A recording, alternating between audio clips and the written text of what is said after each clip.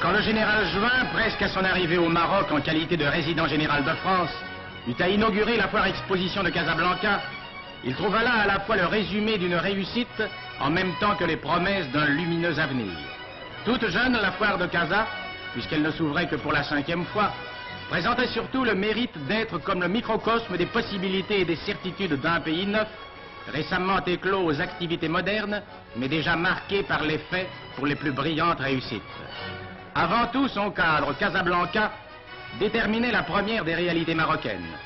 Cette ville, qui comptait en 1917 92 000 habitants, en dénombrait 260 000 en 1939 et s'est grossi cette année jusqu'à 520 000.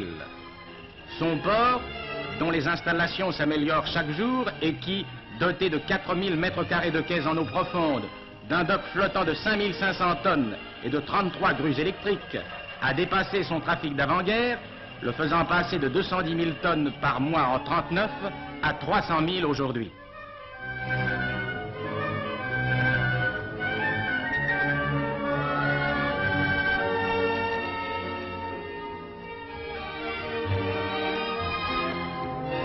À ce port, fenêtre grande ouverte sur le monde, doit correspondre un réseau ferroviaire capable d'assurer du port à tous les points essentiels et de ces points au port des échanges qui croissent chaque jour. La guerre, qui avait imposé au chemin de fer une tâche énorme, les avait laissés dans un grand état de fatigue. Mais les pertes de la guerre devaient être vite comblées et le rail acquérir de nouvelles forces. Car si la voie ferrée ne couvrait en 1923 que 235 km, elle courait en 1932 sur 1131 km et s'étend aujourd'hui sur 1808. Si en 1939 le nombre des locomotives de toutes sortes ne dépassait pas 142, il s'est accru aujourd'hui jusqu'à 157, le nombre des wagons passant de 4085 à 4440. Et le tonnage transporté d'un peu plus de 3 millions de tonnes en 1939 atteint cette année plus du double. Moyens d'échange, moyens de transport, ports, routes, voies ferrées sont un ensemble qui doit permettre au Maroc de tirer le meilleur parti de ses possibilités. Au premier rang de ces possibilités, comptons le charbon qui, à Djerada, affleure le sol et continue en terre marocaine le gisement algérien de Kenadza. Découvert en 1907, ce gisement qui s'exploite par taille chassante permettait d'extraire en 1939 11 000 tonnes par mois. Production qui est montée cette année à 25 000 tonnes. L'écoulement de cette production, à l'heure actuelle assurée par les chemins de fer marocains, prendra demain une forme particulière.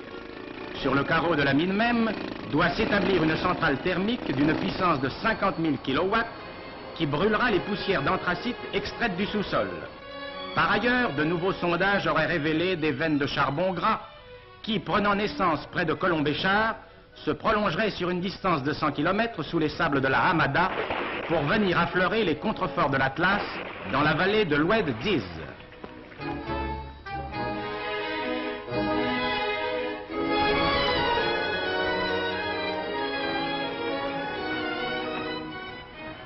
Au nombre de ses ressources naturelles, le Maroc peut compter en même temps que le charbon, le pétrole.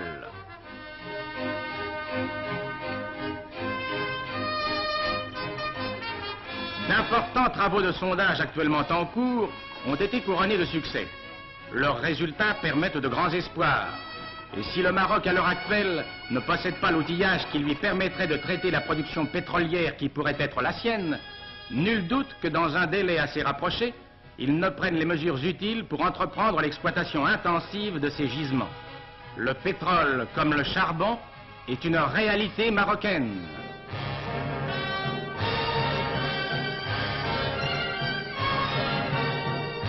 Il faut naturellement parler des phosphates dans ce chapitre consacré aux ressources minérales du pays. Les phosphates, comme chacun le sait, sont à l'heure actuelle et depuis 25 ans l'une des richesses les plus enviées de l'Empire chérifien. Dans les centres qui portent les noms de Kouriga et Louis Gentil, de véritables cités industrielles sont nées pour le traitement scientifique des phosphates naturels. Richesse considérable et dont le revenu ajoute chaque année à l'essor industriel du Maroc, puisque la majeure partie des ressources nées de l'exploitation phosphatière concourt à l'amélioration de l'équipement marocain. Et qu'on songe à l'importance de cette industrie, puisqu'elle arrive à traiter mensuellement 250 000 tonnes.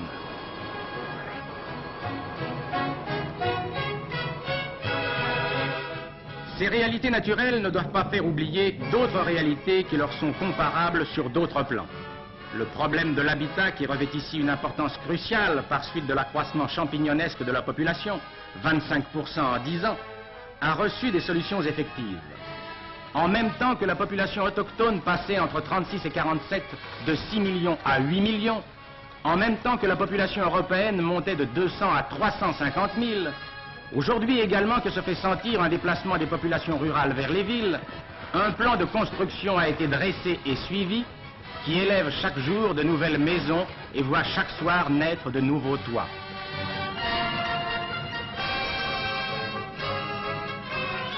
Mais ici, comme dans toute l'Afrique du Nord, le grand problème est celui de l'eau, qui gouverne tout et régit la misère comme la prospérité.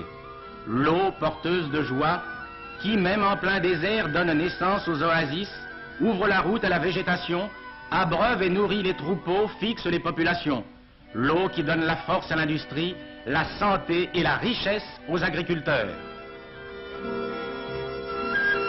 Ce problème que la situation hydrographique du Maroc rend particulièrement délicat est maintenant en passe d'être résolu grâce à la construction de barrages tels celui d'Imfout qui doivent en 30 ans permettre d'utiliser toutes les eaux du massif de l'Atlas.